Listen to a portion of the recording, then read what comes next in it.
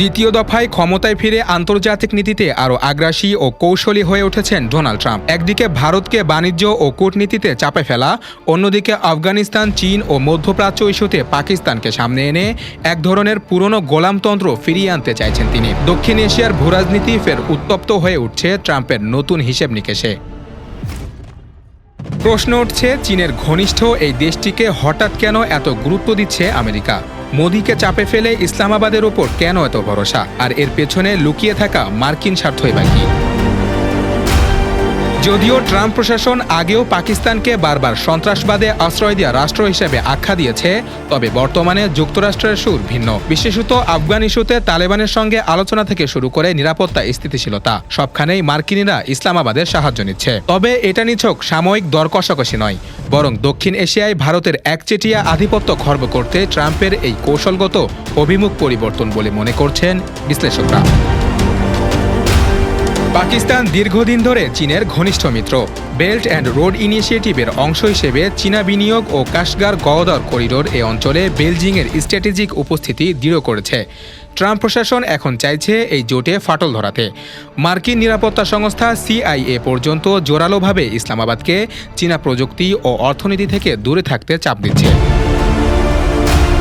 এর বিনিময়ে পাকিস্তানকে দেওয়া হচ্ছে বিভিন্ন প্রকার সামরিক সহযোগিতা, মার্কিন তেল কোম্পানিগুলোর বিনিয়োগ আশ্বাস এবং IMF, ওয়ার্ল্ড ব্যাংকের মাধ্যমে আর্থিক সহযোগিতা। গাওয়াদর বন্দর ও বেলুচিস্তানের তেল সমৃদ্ধ অঞ্চল দীর্ঘদিন ধরে মার্কিন আগ্রহের কেন্দ্রে। ট্রাম্প প্রশাসন সরাসরি না বললেও পাকিস্তানের তেলের ওপর তাদের নজর রয়েছে বহুদিন ধরে। মার্কিন বহুজাতিক তেল কোম্পানিগুলোকে সেখানে ঢুকিয়ে দেওয়ার প্রক্রিয়াও নেপথ্যে চলছে।